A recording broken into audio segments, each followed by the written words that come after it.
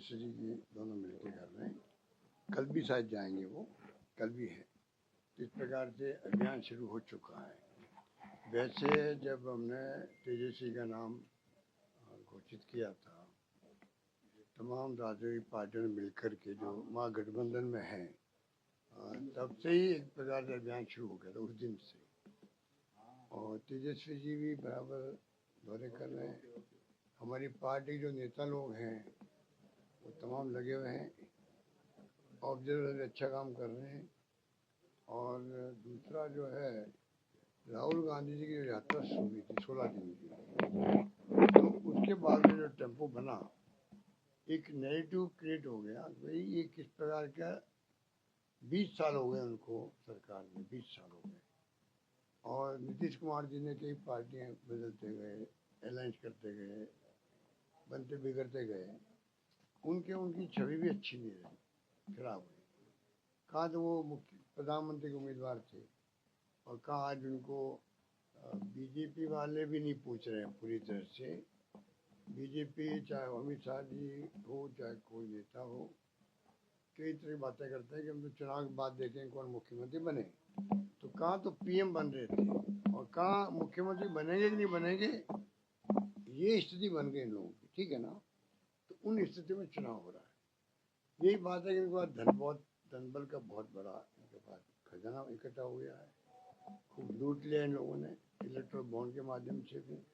वैसे भी कोई कमी नहीं है पैसे की। वो प्रयोग देखा हमने इनका महाराष्ट्र के अंदर भी। कोई कल्पना नहीं कर सकता जो पैसा बढ़ा वहाँ पर। और चुनाव कैसे जीत गए एक तरफा, ये पूरे देश को आश्चर्य होगा। हार जीत की अलग बात है, पार्लियामेंट में हम लोग जीते थे, और 3-4 महीने बाद में जो वहाँ पर सफाया हुआ सब पार्टियों का, ये तो पूरे देश के लोगों को विश्वास नहीं हुआ, पूरे देश के लोगों को। हरियाणा के अंदर माइक्रो मैनेजमेंट कर लिया हम लोगों ने, चलो भाई मान लेते हैं कुछ किया होगा, बराबरी पे आ गए, लगभग पॉइंटों में फर्क था। पर महाराष्ट्र की तो हार जीत एक अजीबा है, मतलब एक प्रकार से रहस्य बना हुआ है। तो ये जो राहुल जी का अभियान शुरू पहले हो गए टाइमली, और मैं समझता हूँ कि लोग बिहार के लोग पॉलिटिकली बहुत समझदार होते हैं। एक शुरू से मान्यता पूरे देश के लोगों की है कि बिहार में पॉलिटिकल सोच होती है अलग तरह की। उम्मीद करते हैं कि वहाँ बैकवर्ड भी है, ईबीसी वाले भी हैं।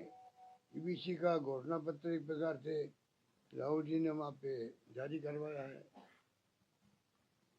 और जो कुछ जातिगत जनगणना की बात पहले खुद ने बयान नहीं करी थी, राहुल गांधी जी ने दबाव दिया सरकार पे पूरे देश के अंदर लागू होनी चाहिए। मना करते गए बीजेपी वाले, फिर आखिर में उनको मानना पड़ा और कैबिनेट का निर्णय हुआ दिल्ली के अंदर, हम जातिगत जनगणना कराएंगे। ये राहुल जी की बहुत बड़ी विजय है। ये भी बिहार वासियों को मालूम है कि राहुल गांधी के कारण से पूरे मुल्क में जातिगत जनगणना अब प्रॉपर होगी। क्योंकि उनकी जातिगत जनगणना हुई थी बिहार की, उसको तो लोगों ने चैलेंज कर दिया सुप्रीम कोर्ट के अंदर। निर्णय हाई कोर्ट के, सुप्रीम कोर्ट आते गए, वो लागू नहीं कर पा रहे थे।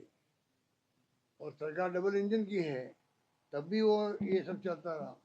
अब तो राहुल जी के दबाव से जो मोदी जी की गवर्नमेंट ने जो फैसला किया कि हमें करवाएंगे, ये बहुत बड़ी विजय उनकी है।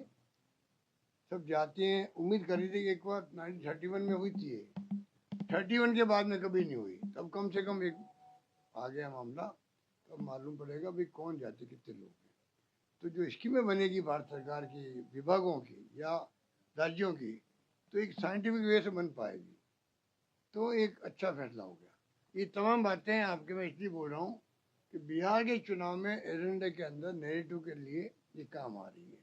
लोगों में ये डिस्कशन होता है गांव-गांव में और कस्बों के अंदर, शहरों के अंदर भी, आपस के अंदर। मैनिफेस्टो आया परसों 28 को, कल ही। मैनिफेस्टो भी जो है 25 लाख का बीमा उन्होंने कर दिया जो अपने यहाँ पर था। सबसे पॉपुलर स्कीम राजस्थान की ये रही है कि हर घर में इलाज फ्री हो गया, दवाएं फ्री, टेस्ट फ्री और इलाज का ऑपरेशन फ्री। ये बहुत बड़ा निर्णय किया बिहार के मैनिफेस्टो में, महागठबंधन ने किया है। तो मैं समझता हूँ कि एक मैसेज गया है।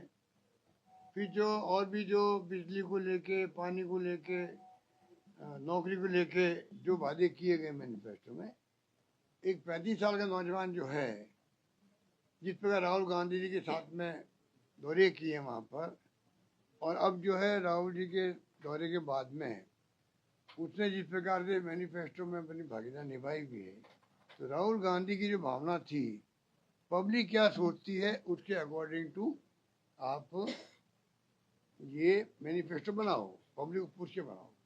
वो स्थिति बन चुकी है, उसी में ये वहाँ पर मैनिफेस्टो बना है और उसका बड़ा इम्पैक्ट रहेगा तमाम स्कीमों का।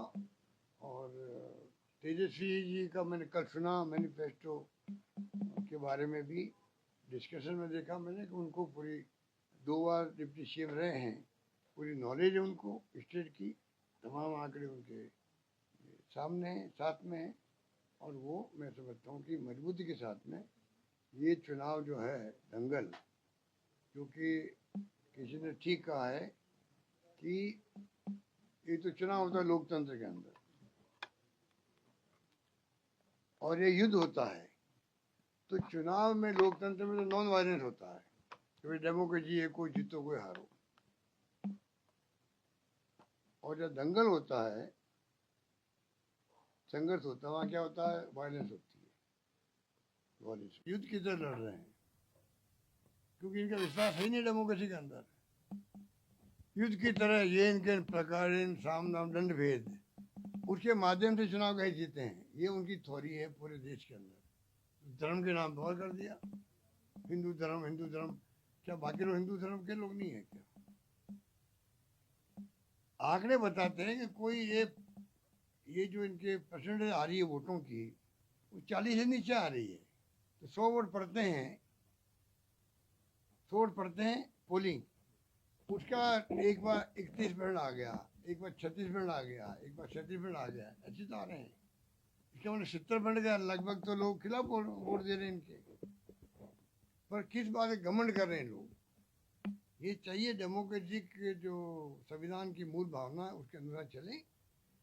और जो हालात बन गए देश में अहम घमंड के कारण से लोग बहुत चिंतित हैं, लोग जेलों में जा रहे हैं बेचारे। आलोचना करना तो देश थोड़ी हो गया यहाँ पर, देश के अंदर डेमोक्रेसी का तो मुख्य भाग है नॉन वायलेंस और सबको साथ लेके चलने वाली बात है। आलोचना को सुनने का मादा होना चाहिए, वो इनमें नहीं है। ये तमाम बातें जो है ये बिहार चुनाव में नेगेटिव बनेगा हमारा, ये मैं कह सकता हूँ। महागठबंधन का सर अच्छा एक राइज हुआ है पिछले कुछ दिनों में, एक अच्छा नेट टू नेट फाइट में अब लोग कह रहे हैं कि नेट टू नेट फाइट है। मैंने कहा ना आपको कि इस बार चुनाव जीतना हमारे लिए बहुत जरूरी नहीं, देश के लिए जरूरी है। और ये चुनाव खाली बिहार का नहीं हो रहा है, इस प्रकार से देश में मैसेज देने का चुनाव है कि हरियाणा के अंदर क्या हुआ, दिल्ली में क्या हुआ और महाराष्ट्र में क्या हुआ। और इनको घमंड आ गया, तो घमंड अगर रहता है, अहम घमंड रहता है, तो डेमोक्रेसी के अंदर वो उचित नहीं है। मैं मानता हूँ अब इनको एक 20 साल के बाद में बदलाव चाहिए, बिहार को बदलाव होना चाहिए और पूरी ताकत लगाएगी महागठबंधन। तमाम महागठबंधन के पार्टनर हैं, सब एकजुट हैं, लोग लगे हुए हैं और हम लोग कामयाब होकर आएंगे। फसल खराबे का लोगों को मुआवजा नहीं मिल रहा, आपने भी कल क्या करें, इनका मुख्यमंत्री पत्र लिख दिए, बार बार याद दिला रहे हैं लोगों को। हम लोग 22-23 का मुआवजा नहीं मिला है। भरतपुर के लोगों का आते हैं, वो भरतपुर के लोग भी आते हैं, जोधपुर डिवीजन के लोग आते हैं कि वहाँ भी 23 का मुआवजा नहीं मिल रहा है किसानों को। आज 25 चल रहा है, तो आप कल्पना कीजिए कि अब फिर बरसात हो गई है, तो नुकसान जो हो रहा है इनको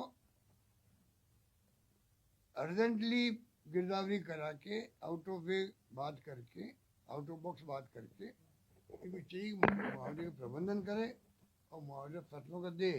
किसान अगली फसल कैसे बोएगा? उनके पास तो इतने साधन होते हैं, क्योंकि जो मोदी जी ने कहा था डबल इनकम कर देंगे, वो तो नाम ले नहीं रहे हैं, ना डबल इनकम हुई है। जब डबल इनकम हुई नहीं तो बेचारे परेशान है लोग। उनको चाहिए कि किस प्रकार से टाइमली मुआवजा दें, ये मेरी मांग है।